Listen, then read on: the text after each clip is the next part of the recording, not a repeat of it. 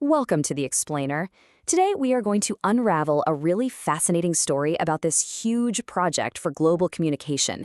And believe it or not, it all starts with a secret that's hidden inside one of the simplest words you can possibly think of. So, what's the word? Well, we're about to put one of the most common terms in the entire English language right under the microscope. We're going to see what it can tell us about a much, much bigger idea. The word is mountain, right? It's simple, it's straightforward, it's totally concrete. I mean, you can picture one in your head right now. It really seems like a word without any secrets at all. Or does it? Well, here's the thing. If you look really closely at where this definition comes from, there's this tiny little clue, almost hidden in plain sight, and it points to this amazing story about the very structure of language itself. So what is this secret on the page? It's just a single sentence, but as you're about to see, it completely opens up a whole new world.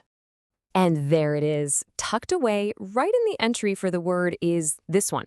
Really intriguing statement. It's not about geography, it's not about geology, it's about a list. And that, of course, just makes you wonder, right? What in the world is this list? And out of the hundreds of thousands of words in the English language, what makes mountains so special that it actually earned a spot? Okay, so to find the answer, we need to do a little detective work here. We're going to look at all the evidence and just break this word down piece by piece.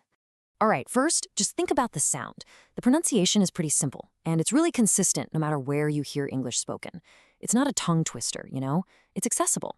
And that's a really important detail. Next up, look how short it is. Just 2 syllables. Mountain. That's it.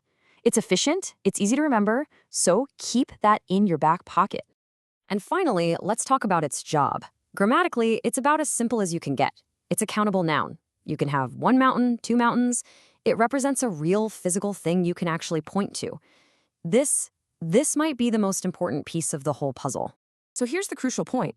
All of these things, the fact that it's easy to say, that it's short, and that it describes a real, tangible object, that is not an accident.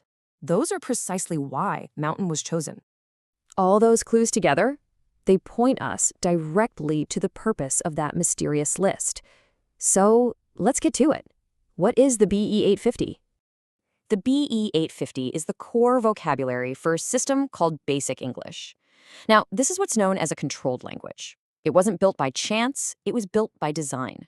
The whole idea was to create a version of English that was super easy to learn, something that could be used as a universal second language for business, for science, for talking to people all over the world. And to get on that special list of just 850 essential words, a word had to meet some pretty specific criteria. It absolutely had to be easy to pronounce, it had to be grammatically simple, and it needed to represent a core fundamental concept. Just like our friend mountain. But this all begs a bigger question, doesn't it? I mean, why even create a system like Basic English in the first place? What does the story of one simple word really tell us about all this? Think about it. This one word, mountain, it represents a concept that billions of people all around the globe understand, no matter what language they speak. The physical thing itself is totally universal. So the idea of a mountain is universal, but obviously the words we use for it are not. The whole goal of a simplified language like Basic English was to provide a common bridge, a single easy-to-learn word to connect all these different linguistic worlds. It's a pretty powerful idea, right? Just putting clarity above everything else. And this leaves us with a final thought to chew on. Basic English never really became that universal language its creators hoped for. But the story of mountain shows us this really ambitious attempt to simplify our world, all for the sake of connection. And it makes you ask, doesn't it? In this big push for clear communication, what do we actually gain from a shared, simple vocabulary? And what beautiful nuances, what poetry might we lose along the way?